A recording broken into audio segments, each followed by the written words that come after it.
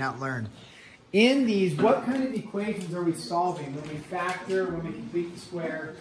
What kind of equations are we solving? Quadratic equations, exactly. Quadratic means something being squared. So, and we will talk later, like something being squared, it could be x to the fourth. That's something being squared because it's x squared squared. So that's also quadratic, but we'll talk about that later. So we'll do another example of completing the square. We just didn't, I think we only did a couple. Let's do, I think, essentially just one more example of this. Awesome. Yes. Go grab my notebook. Yeah, go ahead. So 7, let's do this one. So we're going to do completing the square. Now, on the quiz, on the test, you will have to know how to complete the square, okay? There, and I'll just call this number 1 for today. It's 7-1 continued. I don't know what it was. So you will have to know how to complete the square. There will be, but only probably like one of them will say use with completing the square. And then the other ones, one will say use solve with like factoring probably. Then one would say solve the quadratic formula. And then some will say just solve it. You can choose whatever method you want. But so if you decide that you don't want to complete the square or learn how to do it, you're probably just going to miss one problem total. It's not going to be massive. So not a huge deal if it's like, I just can't remember the steps, not worth my time. I'll focus on other things. That's fine too. Just going to be one problem on the quiz, probably, and one problem on the test. It'll force you to solve with completing the square. If you solve it with the quadratic formula and get the right answer, you'll get 0 points, right? Because they're testing on that one problem, do you know how to complete the square? All right, step 1 in completing the square. Make sure A is what? 1. Is A 1? No, A is 0.1. So you could do a couple things here. One is you could get rid of all the decimals if you wanted to, which actually will work out really nice for us. Or you could divide everything by 0.1. It's the same idea. So if we were to get rid of the decimal, how would we get rid of the decimal here? Yeah, multiply the whole thing by 10. So if we multiply the whole thing by 10, you would get 1x squared. This would just go to x squared minus 6x plus 90 is equal to 0. Now that would work, if we were trying to factor it, we could try to factor it if we were doing the factoring method, but we're not going to. We're going to complete the square method. So step 1, turn this into 1. Either divide by 0.1 or multiply the whole thing by 10. So once we've done that, what's step 2? Step 1, we got this to be 1.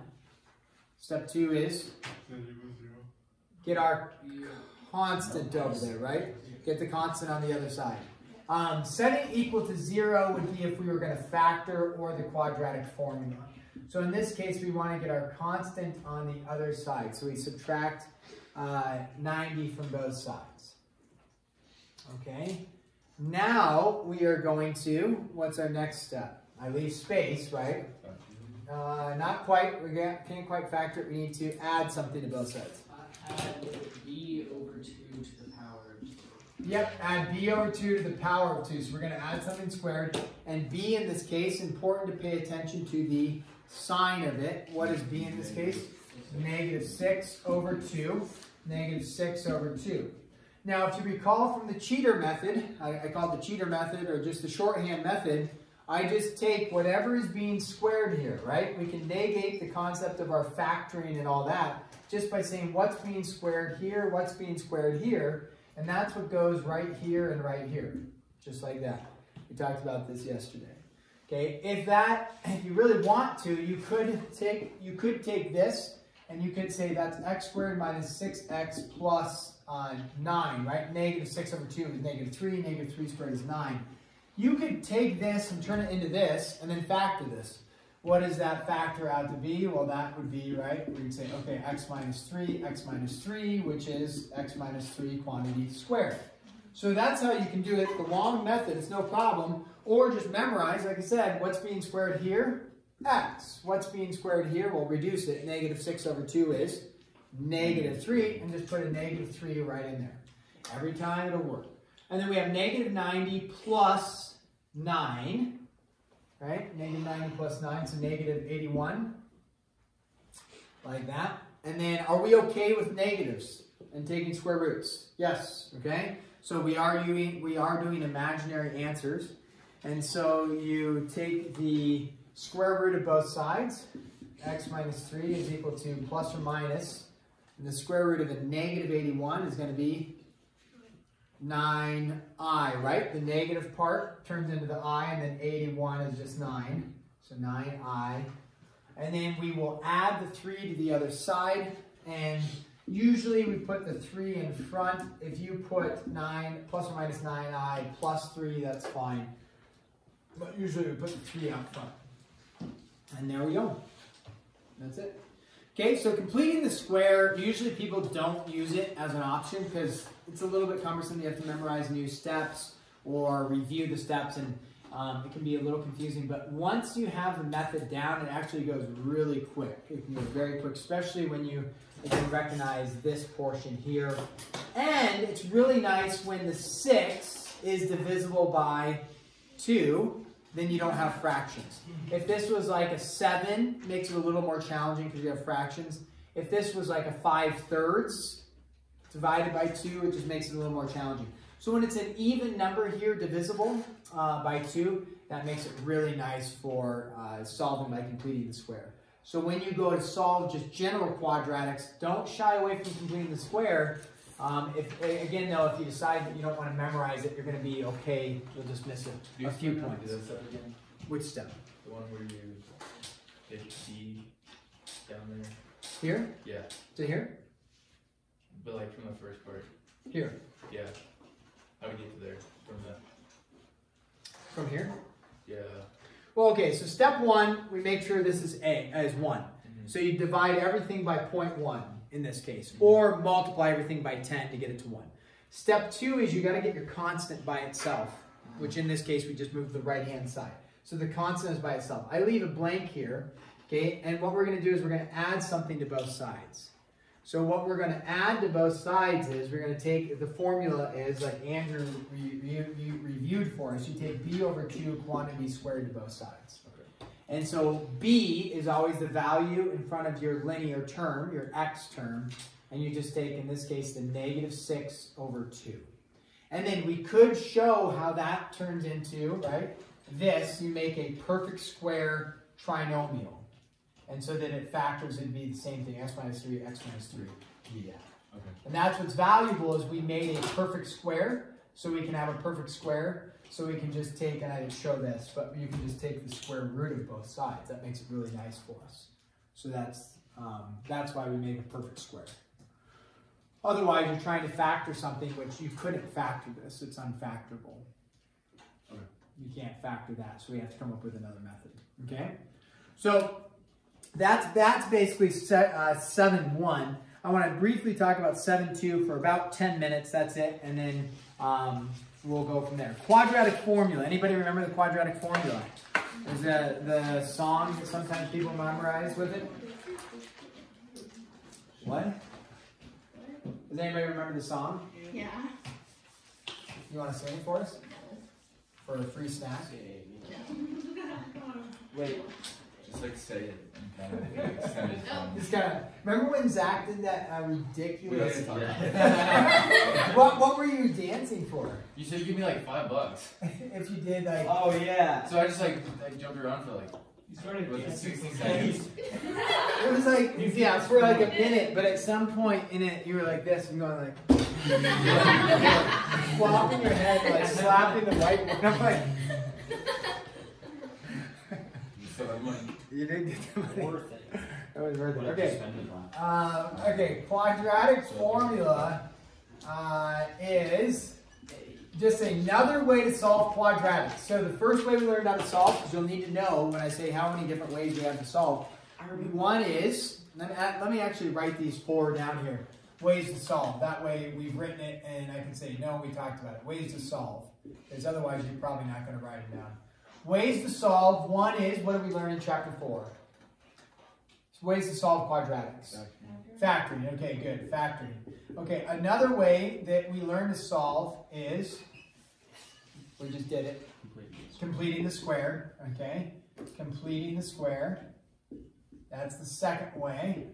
Actually, there's another way we learned earlier, but I'm going to address that in a second. The third way we're learning right now, when I say learning, this is all review. Quadratic formula. Okay, these are all ways to solve quadratics. Quadratic formula.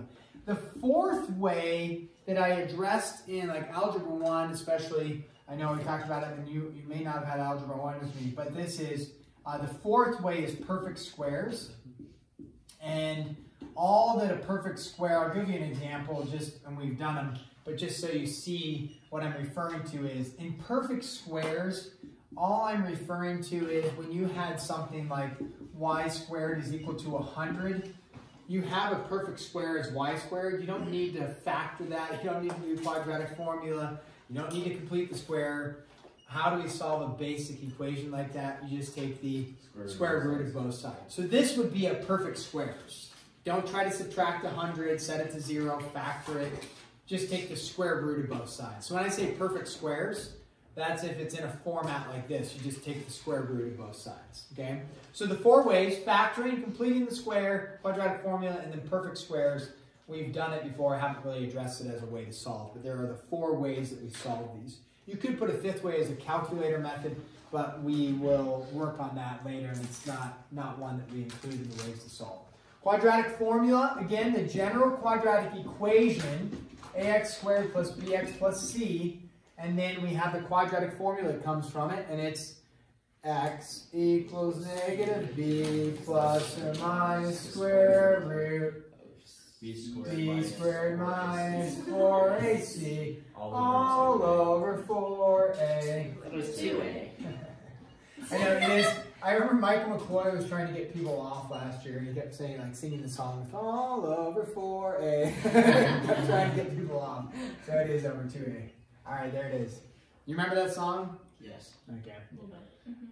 So if that helps you memorize it, that's fine. If you want to hum it during the test, that's fine. You will need to know this formula for the test, okay? You'll need to know the ways to solve, okay? So here it is. That's your formula. This is a great way to solve. Usually people default to this because they just memorize this and you plug it in and go. You just have to memorize the one formula and you plug the numbers in and go. Completing the square, you have to memorize a few steps. There's no steps to memorize. It's just plug numbers in for the A, B, and C, and then solve it. What? The quadratic formula? It actually comes, yeah, I wish. It comes from completing the square. You take this formula, I'm not going to show it to you. You take that formula, you complete the square with it, and you end up with this. It's really cool. You just end up with this formula. So it's a way of completing the square, but then you're like, oh, we can just use the formula instead of doing the steps. We have it in this format for us. So let's just solve an equation with this. And let's go with x squared. Okay, it's a solve for the first one here. X squared plus 6x plus 4 is equal to 0. When we go to do the quadratic formula, like factoring is, you want it set equal to 0. Okay, so if you will, there is a step. You make sure it's set equal to 0. Okay. Once you have it set equal to 0, you just plug in. You don't need to have a be 1. You don't need to have the constant by itself. You just set it to 0, and then you just plug in. On the first one here, I'll identify what a equals, b equals, and c equals, so we're all on the same page. Because that's what we're going to plug into the quadratic formula, a, b, and c. So what does a equal? Well, it's just the coefficient in front of your squared term. So what is a? 1. What's b? 6. What's c? 4. Okay? And now you don't have to do that when you go to plug these in. You can just plug them right into the quadratic formula. You don't have to put them off on the side. I just want to make sure that we understand a is 1, b is 6, c is 4. So when we plug in the quadratic formula, you go x equals, right, because that's the variable we're solving for in this case, negative b, so negative 6 plus or minus the square root of b squared. So I'll show all the steps. I'll say 6 squared minus 4 times a times c. Just plugging in the numbers from the a, b, and c, plugging them all into the formula. All divided by 2 times a, which in this case is just 1. So we will end up with x equals, and then you just simplify it down, plus or minus the square root of 36 minus 16 all over 2. Now, one error might occur, depending on what format we want, is if we say simplest radical form. Okay, some people make an error, and they, as they're reducing it, some people take the 2 and they cancel it out with the 6. We can't cancel the 2 with the 6 because the 6 is attached with what? Addition, right? And subtraction. So if 2 cancels out with the 6, it has to cancel out with something in front of the radical. The 2 can't go underneath the radical, so it can't be 2 and 20 is 10. You have to cancel out with something out in front of it. So what is 20 reduced to for simplest radical? Negative 6 plus or minus 2 root 5, right? All over 2. So now that I brought the 2 out of here, can I take the 2 into the 6 and the 2 into the 2? Now I can do that. Okay, so now in this case, you will end up with a negative 3, because 2 goes into 6 3 times, plus or minus 2 goes into 2 once, root 5. So there would be your answer in simplest radical form. What is that in decimal form? Okay, many of you have your calculators out. If you don't have your calculator out, pop it out and just pump that into 2 answers in decimal form. Let's go nearest 100th. Nearest 100th is fine.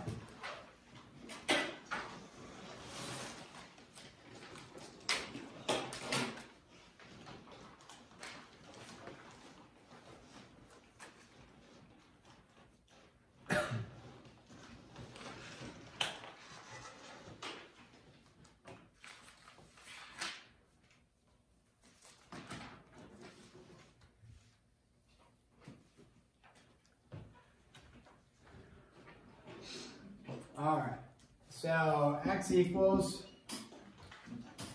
who's got one of our answers for us? Anybody? Lexia, what'd you get? For the positive decimal, it's negative 0.76. Negative 0.76? Yes. Okay, so negative 3 plus root 5 gives you negative 0.76, okay? And then what about the negative? Negative 3 minus? Negative 5.24. Negative 5.24, okay? That seems reasonable, okay? So that's all there is to the quadratic formula. Some of the problems can be a little confusing simply because they're not in a nice, neat format right from the get-go. So let's do one of those.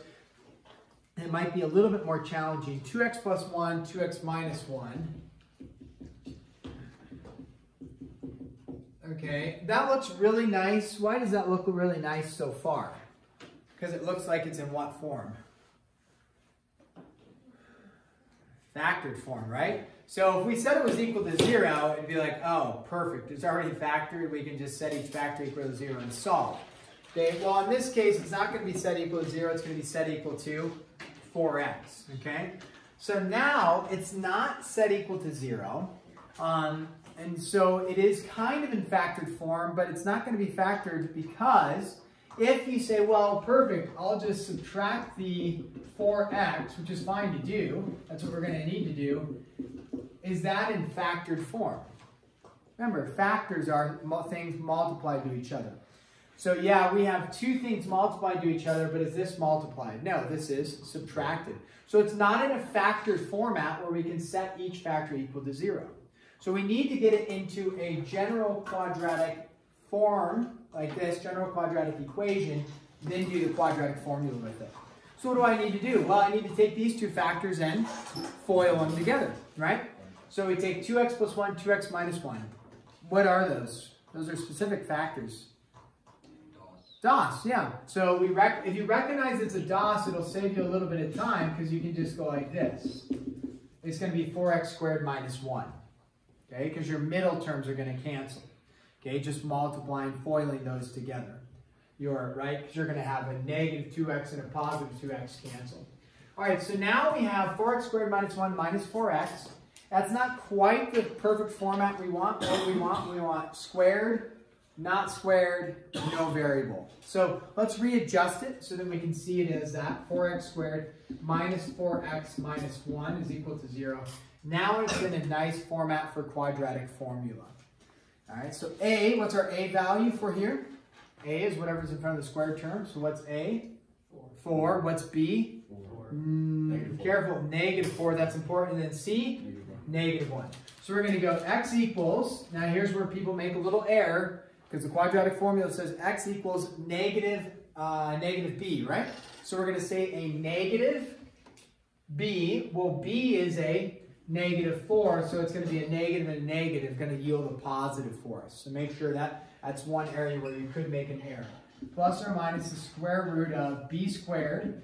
This should always turn positive. Negative 4 squared should always turn out to be a positive because it's b squared. So it'll be, you won't end up with like a negative 16 or anything here. That'll always be positive. Minus 4 times c. So 4ac all over 2 times 4. Like that. A lot of 4s going on. So, all right, so x is equal to, and then it's just simplifying from there, right? Now, if it only asks for like a decimal answer, it doesn't say simplest radical, it just asks for a decimal. You could just take this whole thing, plug it into your calculator with plus, take the whole thing, plug it in your calculator with minus, and get out the answer. You wouldn't have to do all the steps. If it wants simplest radical, you'll need to do some steps with it. So, all right, so you get 4 plus or minus the square root of 16, and then plus, right, 16, and then all over 8. Again, careful not to cancel out the 4 and the 8. Don't want that yet. So let's get it to simplest radical form, and then we'll go decimal form as well like we did before. So we get the square root of 32 over 8. Okay. And then, if you're going to go only decimal form, this would be a great spot to pump it into your calculator and get out the decimal, right? Because you don't need to know simplest radical with the 2 coming out like we have up there to get the decimal format. You can just go square root of 32 on your calculator. You don't need to get that out if you're only doing decimal. But we're going to do simplest radical and the decimal format. So we say 4 plus or minus, and we'll jettison it over here. The square root of 32, what perfect square goes into 32? The largest perfect square? 16 does, right? So we pull the 4 out, and then you're left with 2 on the inside, and then all over 8.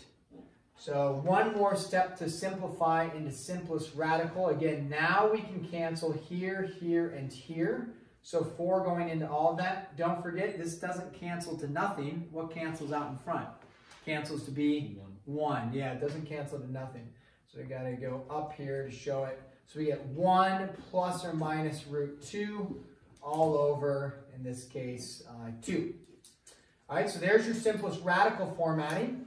And then let's get our decimal formatting for that. 1 plus root 2 divided by 2, 1 minus root 2 divided by 2.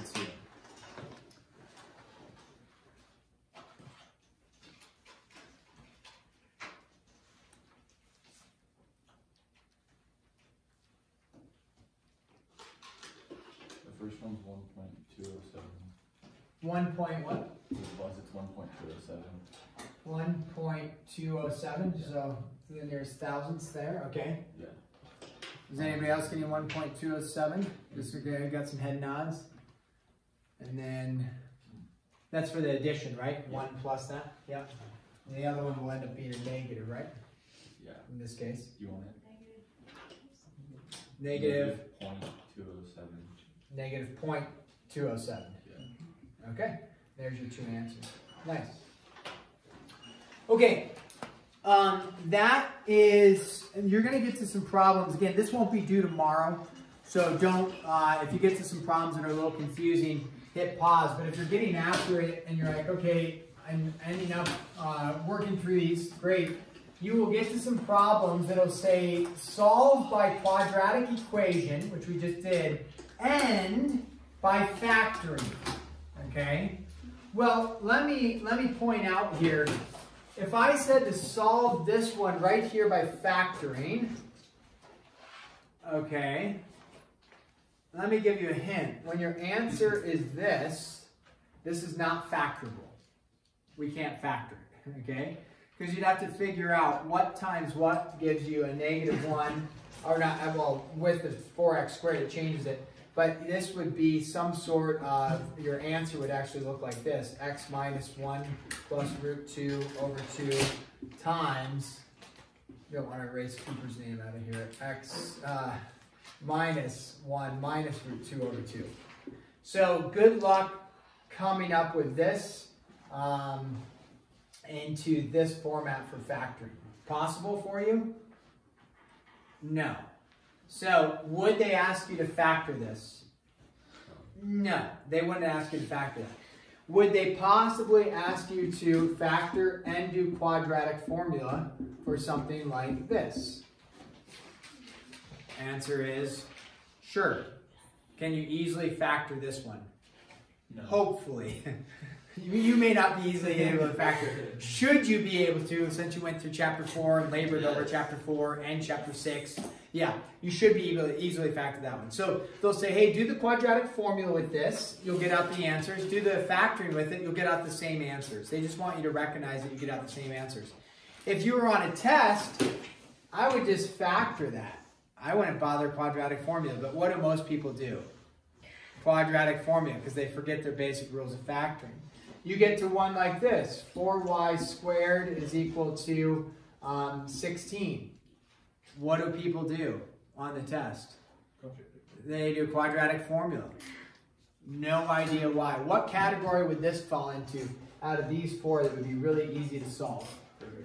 Perfect squares, right? It would fall into the perfect squares category. So not wrong to do quadratic formula, but not necessary either. Okay, so but they'll have one like that in the book, says do quadratic formula and factoring or solving so that you can practice both methods. All right, so we will pick up tomorrow on, so you have time to work on 7.1 and 7.2. We will pick up tomorrow on 7-2 with a few more examples, plus talking about some of the story problems in there as well. You have a few, I think 5 story problems to do. So we'll talk about a couple story problems tomorrow for 7.2. So what is due tomorrow? 7.1. Okay, so we're on the same page with that. And then if you have time, get started on 7.2 as well.